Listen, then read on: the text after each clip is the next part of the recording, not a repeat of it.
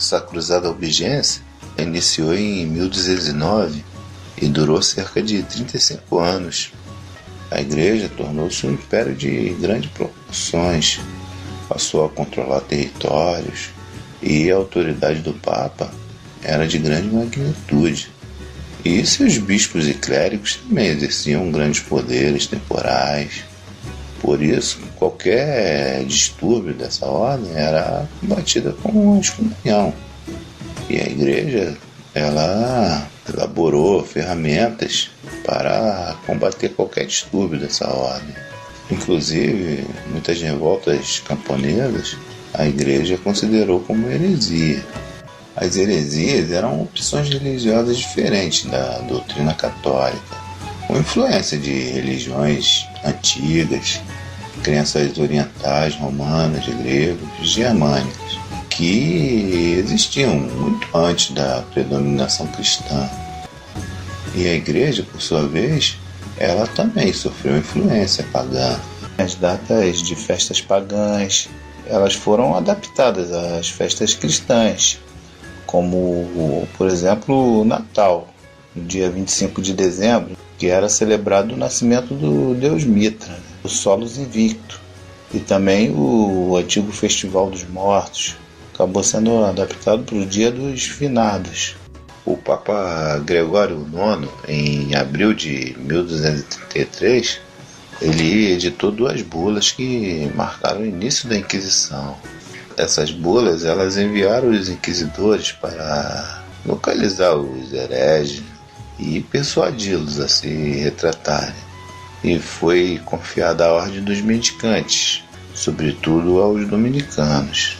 A Inquisição era um grupo de instituições dentro do sistema jurídico da Igreja Católica Romana. O seu principal objetivo era combater a heresia. E nesse período, no século XII e XIII, os cátaros e os valdenses eles foram muito perseguidos. E também, mais tarde, outros grupos, como os fraticeles, os rositas, que eram os seguidores do John Hus, os beguinos, enfim. Essa região de Languedoc foi conquistada pelos romanos em 1121 a.C. e era habitada por vários povos celtas e, a partir de 412, pelos visigodos. E, mais tarde, essa região foi conquistada pelos francos. Ali viveram diferentes povos, como os romanos, também os godos, sírios, gregos, judeus e, mais tarde, os muçulmanos, que invadiram esse território. E em 732 foi retomado pelo Carlos Martel, na Batalha de Poitiers. Após a derrota do Carlos Magno na Batalha de Roncesvalles para os bascos, ele criou o Condado de Toulouse e também outros condados, como uma estratégia de defesa, principalmente contra os bascos, que avançava contra a Aquitânia. A partir de 850, o Conde de Toulouse e Occitanos também incorporou as funções de Marquês de Gothia e Duque de Narbona e governava livremente aquela cidade. E essa região se tornou próspera, principalmente em consequência da reabertura do comércio no século XI e XII. E, paralelo a isso, um movimento religioso, conhecido como catarismo, começou a ganhar força. A palavra cátaro tem origem grega, que significa puros. Os cátaros eles também eram conhecidos como os homens bons. Era uma religião cristã maniqueísta, um dualismo gnóstico, e acreditavam que o verdadeiro Deus se distingue absolutamente do Criador do mundo físico. E o Duque de Toulouse, e nesse tempo, era Raimundo VI de Toulouse, ou para alguns historiadores, Raimundo VIII, que também era Marquês de Provença. O Raimundo ele era um homem culto, também poeta e mecena, e totalmente tolerante, né? E logo que ele assumiu o condado, ele restabeleceu as pazes com o reino de Aragão e com Roger Tranquevel. Ele manteve as liberdades comunais e também era um homem de diálogo, né? Esse nome albigense é devido à cidade de Albi, no sul da França, onde iniciou esse movimento em 1114. E acabou ganhando o apoio dos nobres e também ganhou força, né? A ponto de fazer em 1167 o seu próprio sínodo em São Félix de Caraman, nos arredores de Toulouse. No início a igreja tentou refutar, né? Combater através de alguns padres, tá? Inclusive o Bernardo, em 1147, tentou convertê-los, mas teve pouco êxito. Entre 1198 e 1203, o Papa Inocêncio III enviou pregadores, mas também não teve êxito. Com o fortalecimento desse movimento, muitos nobres e cidadãos também deixaram de contribuir com a igreja. Então a igreja ela começou a perder terreno e tal, perder fiéis. Em 1206, o Papa enviou Pierre Castelnau, o seu legado papal.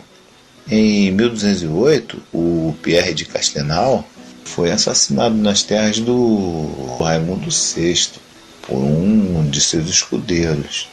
E o Papa Inocêncio acabou convocando uma cruzada contra os ditos hereges.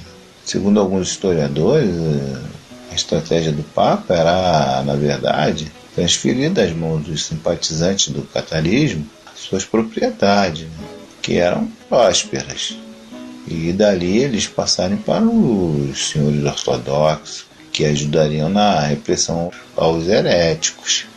O conde Raimundo VI, ele rapidamente se retratou com a igreja e tal, mas não teve jeito. E essas cruzadas ela foi comandada por Simão de Montfort, um mercenário, que era um nobre francês. E daí o Simão de Montfort e seus asseclas, eles iniciaram um verdadeiro massacre contra os cátaros, né? Matando uma verdadeira multidão, incendiando, devastando as terras por onde passavam, enfim. O Raimundo ele acabou se exilando na Inglaterra, porque nesse período ele era casado com a filha do Henrique II, a Joana, irmã do Ricardo Coração de Leão. Em 1213, o Raimundo se aliou ao Pedro II de Aragão, mas foram derrotados pelo Simão. Invadiu Moretti e a nobreza local acabou retirando o seu apoio aos cátaros. Em fevereiro de 1214, o irmão do Raimundo VI, o Balduíno de Toulouse, foi raptado do seu castelo e enforcado. Em 1215, o Raimundo foi a Roma participar do Quarto Concílio de Latrão. E em agosto de 1216, o filho de Raimundo reconquistou a Belcare, e em 1217 o Raimundo reconquistou a possessão de Toulouse. E isso levou o Simão de Montfort a retornar à localidade. E acabou o Simão substituindo o Raimundo como conde. E o Raimundo teve que reconhecer o Simão como o conde de Toulouse.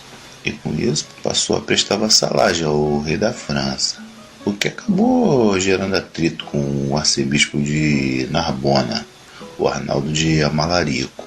Então o Raimundo, aproveitando essa situação e com o apoio do conde de Fox, também dos catalães e dos aragoneses, ele tenta invadir Toulouse novamente. E o Simão de Montfort, ele acabou morrendo com uma pedrada lançada por uma catapulta em 25 de junho de 1217. E o Raimundo ele acabou recuperando Toulouse em 1226. O Amaury de Montfort, que era irmão do Simeão de Montfort, ele havia morrido lá naquela cruzada dos cátaros e Toulouse, havia herdado o condado do Simão, né? E acabou cedendo os direitos a Luís VIII e também o ducado de Narbonne em 1225. E com isso o Luís VIII ele acabou intervendo com as forças reais nessa cruzada albigense. Essa região passou ao controle total da coroa francesa. E o Raimundo VII de Toulouse, ele se trancou em Toulouse, onde foi cercado. Mas uma onda lá de doenças acabou atacando os cruzados e esses acabaram adiando o cerco, né? E em 1228, Luís VIII, ao voltar para Paris, adoeceu e morreu de disenteria. Após a morte do Luís VIII, a Branca passou a ser a regente, no lugar do seu filho, do Luís IX. E após a invasão de Languedoc, em 1229, ela assinou o Tratado de Meaux, ou o Tratado de Paris. Esse tratado, além de outras coisas, compreendia várias hostilidades entre o Conde de Toulouse e a nobreza feudal francesa. E entre essas hostilidades, ele foi obrigado a fazer penitência e peregrinar até Paris, onde foi flagelado nos degraus de Notre-Dame. Também indenizações, abandonar o apoio aos seus vassalos albigenses. O Raimundo ele deveria entregar metade dos seus territórios, começando pelos pertencentes aos viscondes de Tranquevel, que passaram ao reino da França. Também perderia o território do Vale do Rodano. O Marquesado de Provença ele passaria para a mão da Igreja, com o nome de Condado de Venaissin. Também deveria desmantelar as defesas, fundar e custear durante 10 anos uma universidade em Toulouse e participar das cruzadas. Entre esses acordos, também o matrimônio entre a filha do conde e um dos filhos dos reis franceses, o que levou ao casamento entre a Joana de Toulouse e o Afonso de Poitiers. Com a morte do Raimundo em 1249, as suas posses passaram para o Afonso, e quando ele morreu sem deixar herdeiro, passou ao controle da França. E séculos mais tarde, a maior parte desse território formaria as regiões francesas de Languedoc, Roussillon e de Midi-Pyrénées. E as posses provinciais que deveriam passar na igreja, elas foram retidas durante 3 anos. Mais tarde, esse marquesado de Provença foi entregue ao papado. Essa região, ela mais tarde, iria se transformar na sede da Igreja Católica, de 1309 a 1377. Foi conhecido como o Papado de Avião. Após o fim da Cruzada Cátara, os cátaros que sobraram eles acabaram se instalando em Monte Seguro. Essa fortificação ela ficava na montanha, que era conhecida como a Montanha Sagrada pelos cátaros. Não só os cátaros também, mas também os cavaleiros faiditos que haviam perdido as suas terras no mesmo tratado. E entre esses cavaleiros, o Pierre Roger de Mirepoix, que era primo de Raimundo de Pereire, que acabou sendo o comandante militar de Montsegur na primeira metade do século XIII. Após a conclusão da Cruzada Albigense, a Inquisição se instalou. 2 membros da Inquisição foram mortos, o William Arnaldo e Stefan de Saint-Ibéry. Foram assassinados por cerca de 50 homens de Montsegur em 18 de maio de 1242, que acabou levando a decisão de uma expedição militar real para eliminar a fortaleza, por ordem da Branca de Castelo, e sofreu 4 investidas, e apenas a última teve êxito. E em maio de 1243, o Senescal liderou 10.000 homens contra o castelo, que era guardado por cerca de 100 soldados, e ali habitavam cerca de 500 pessoas, sendo que os cátaros eles não participavam de luta armada, né, de violência, por serem pacifistas. E também haviam refugiados civis que haviam sido expulsos de suas terras. O castelo foi sitiado e conseguiu resistir por alguns meses e tal. Porém, os soldados, eles compostos por mercenários bascos, conseguiram escalar à noite e se apossaram da torre de vigília. Da torre, eles instalaram uma catapulta e a partir dali passaram a tirar pedra de noite sem descanso.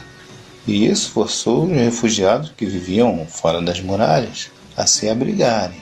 E assim dificultou a condição de vida.